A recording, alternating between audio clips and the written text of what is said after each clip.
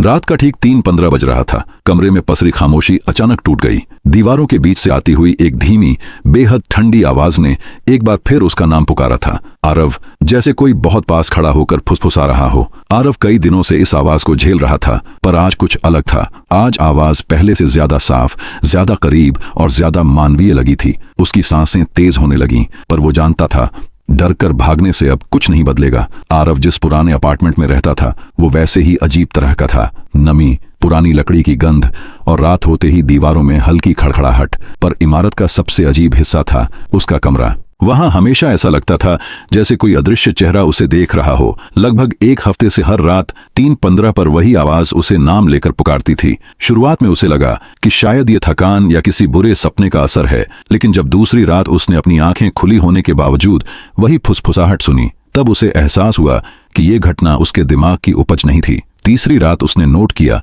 कि आवाज कमरे के एक ही कोने से आती है, जहां की दीवार पर हल्की सी नमी थी और उस नमी में उभरी आकृति किसी इंसान के चेहरे जैसी लगती थी, जैसे कोई अंदर फंसा हो और बाहर झांक रहा हो। हर बीतती रात के साथ आवाज की बेचैनी बढ़ती जा रही थी। उसकी टोन बदलने लगी, कभी विनती जैसी, कभी गुस्से में भरी हुई। लेकिन एक बात हमेशा एक जैसी रहती, वो सिर्फ आरव का नाम लेती थी और कुछ नहीं। आरव ने इस आवाज को अनदेखा करने की कोशिश की, पर फिर उसे एक और अजीब चीज का एहसास हुआ। जब भी आवाज आती, कमरे का तापमान अचानक गिर जाता। उसकी सांसें धुएं की तरह दिखाई देने लगतीं और हवा में किसी गीली मिट्टी जैसी महक फैल जाती। एक रात 3:15 से कुछ मिनट पहले आरव ने तय किया कि वो इन सब का सामना करेगा। कमरा अंधेरा था, सिर्फ खिड़की से आती हल्की नीली रोशनी में सब धुंधला दिख रहा था। घड़ी ने 3:15 बजाए और फिर वही आवाज, लेकिन इस बार वो उसके ठीक बगल से आई। आरव डर के मारे पलट भी नहीं पाया। उसकी रीढ़ में ठंड उतर गई। उसे लगा किसी की उंगलियां उसके कंधे को करीब से छूकर गुजरी हैं।